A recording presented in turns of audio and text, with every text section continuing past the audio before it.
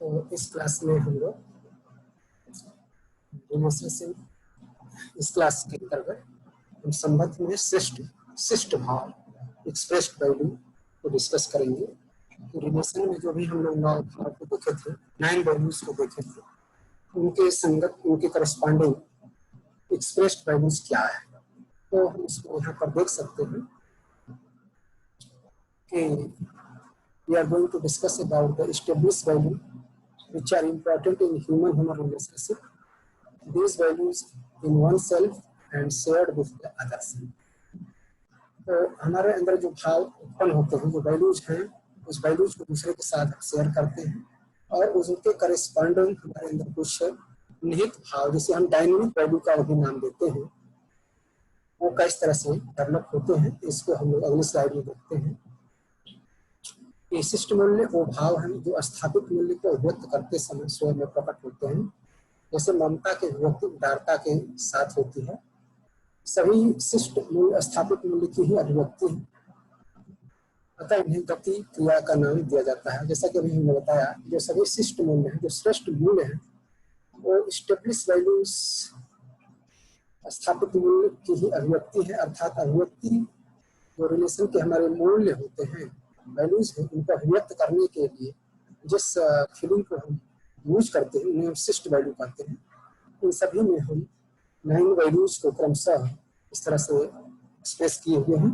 जैसे पहले कॉलम में आप देखेंगे एस्टेब्लिश्ड वैल्यू, स्थापित मूल्य क्या है, दूसरा एक्सप्रेस्ड वैल्यूज, और इसके साथ साथ एक्सप्रेस्ड वैल्यू के साथ साथ कुछ चीजों का हमारे अंदर लोप हो जाना चाहिए।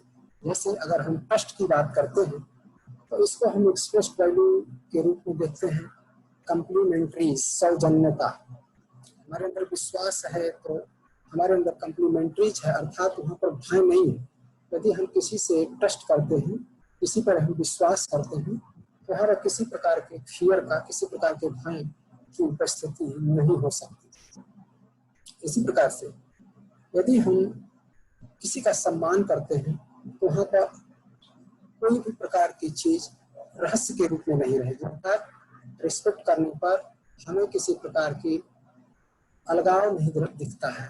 यहाँ पर रहस्यता का मतलब है कोई रहस्य नहीं, कोई मिस्ट्री नहीं, कोई चीज छिपी नहीं है। अर्थात जैसे कि वहाँ पर ईगो, डिप्रेशन, अवसाद इत्यादि चीजें नहीं है।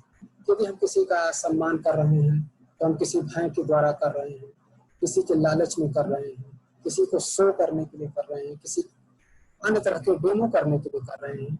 ये सम्मान वास्तविक सम्मान नहीं होता है, ये झूठा सम्मान होता है, ये टेम्पोररी होता है। अर्थात हम किसी भी व्यक्ति का रिस्पेक्ट नहीं कर रहे हैं। अगर रियल रिस्पेक्ट हम किसी का करते हैं, हमारे अंदर अहंकार, हमारे अंदर किसी प्रकार का डिप्रेशन, हमारे अंदर किसी प्रकार का रॉन्ग फीलिंग्स नहीं होना चाहिए। तो इसको हम कहते हैं कि अरहस्यता, अर्थात हमारे और अगले व्यक्ति के बीच में किसी प्रकार का कोई रहस्य नहीं है। हम ट्रांसपेरेंट हैं, वो हमारे प्रति ट्रांसपेरेंट है और हम उसके प्रति ट्रांसपेरेंट हैं। ऐसी स्थिति अगर है तब हम उसको सम्मान स्टेब्लिश वैल्यू के रूप में कहते हैं और एक्सप्रेस्ड वैल्यू के रूप में कहते हैं अरहयता। उसमें किसी भी प्रकार का कोई रहस्य नहीं। इस तरह से हम तीसरे भाव पर आते हैं जहाँ पर अफेक्शन है, निष्ठा है, स्नेह है, किसी के प्रति हमारा स्नेह है, तो निश्चित रूप से हम उससे निष्ठावान है, हमारा कमिटमेंट है उसके साथ, हम कमिट है ऐसा करने के लिए। हमें किसी भी प्रकार का विरोध, किसी प्रकार का द्वेष, किसी प्रकार की ईर्ष्या नहीं हो सकती। स्नेह में किसी प्रकार का कोई भाव नहीं रह जाता है। तो हम इसको कमिट के रूप में, हम पूरा कमिटेड हैं, उसके प्रति हम दृढ़ हैं, उसके प्रति हमारे अंदर किसी प्रकार का दिखावापन नहीं है, किसी प्रकार की लाचारगी नहीं है, हमारे अंदर किसी प्रकार का कोई भाव नहीं है ऐसा कि हम उसको किसी अलग पर्दे के पीछे कोई चीज देख रहे हैं, ऐसा नहीं होता है। फिर अगला है केयर। केयर का जो शिष्ट वैल्यू है, एक्सप्रेस्ड वैल्यू है, वो जेनरसिटी है। यहाँ पर ममता हम रखते हैं, किसी के प्रति ममत्व है, उसके पालन पोषण का अगर हमारे अंदर भाव है तो हम उसे उदारता पूर्वक शो करते हैं। उदारता होकर के हम शो करते हैं। हमारे अंदर किसी प्रकार का एक्सप्लॉयटेशन नहीं है, या हमसे कोई ममत्व रखता है या हम किसी के प्रति ममत्व रखते हैं, तो हम किसी भी तरह से कोई भी चीज लेने के लिए नहीं, बल्कि अपने भाव से उसके पालन पोषण के लिए, उसके नर्चरिंग करने के लिए, उसके केयर करने के लिए हम स्वतः अपनी निश्चित भावना के आधार पर करते हैं। उसे हम कहते हैं केयर करना, ममत्व दिखलाना।